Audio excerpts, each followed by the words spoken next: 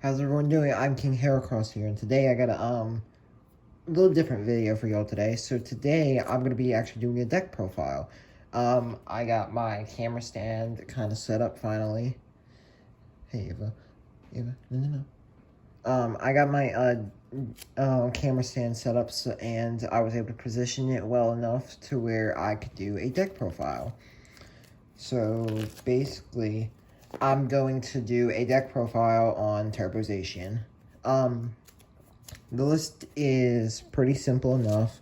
There's not much really going on with it, but it's a very straightforward list. If you're looking for a deck to go into post-rotation with, this is pre-rotation, but if you're looking for a deck to go into post-rotation with, I would highly suggest this one. It can be pretty budget. The only thing that you may need to get pay a little bit for is probably the Drizzles. But besides that, everything should be fairly cheap. In this deck, you could probably get for like under $40, which for Pokemon and for like an entire deck, that can be pretty cheap unless you're going for a full-on like budget deck. But anyways, let's move on to the deck profile.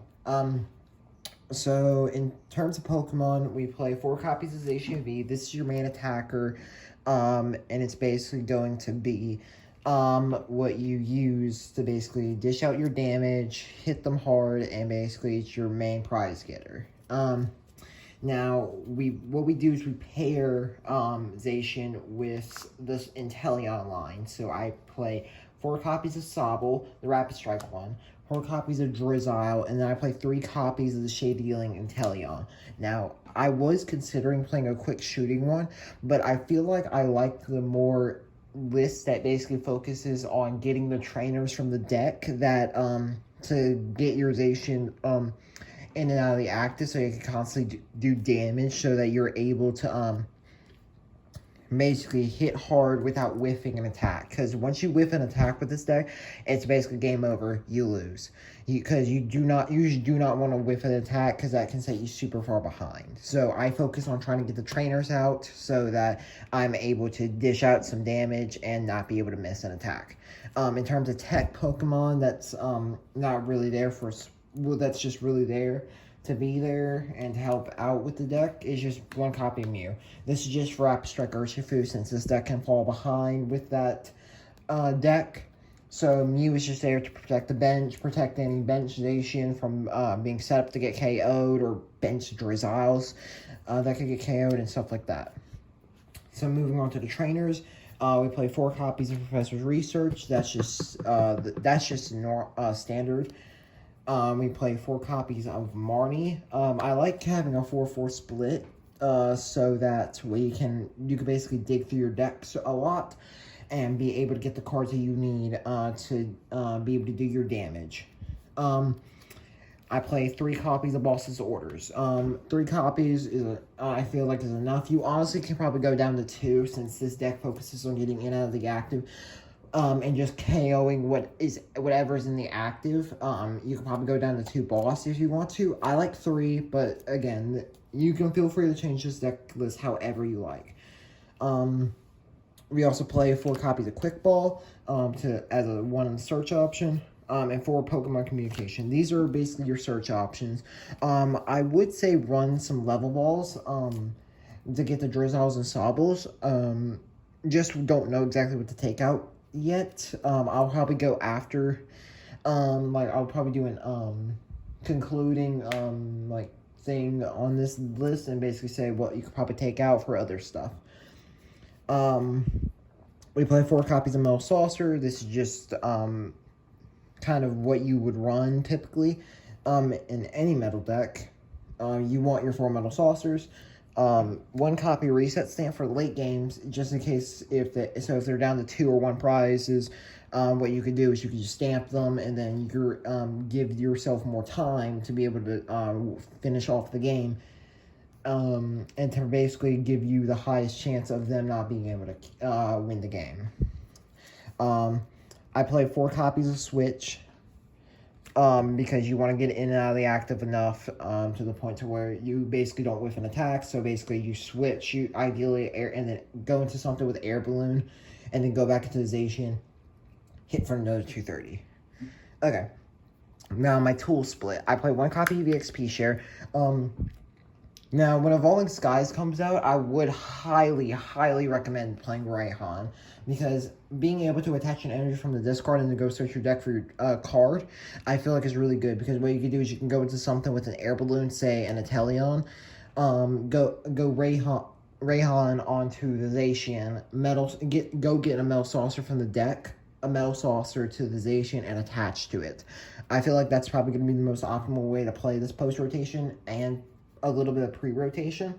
But for now, until Evolving Skies comes out, I would just suggest playing EXP Share. Play 2 copies of Air Balloons.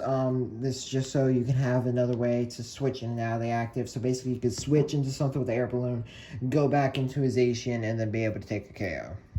Or just hit hard and get ready for next turn so that you can KO the exact same thing.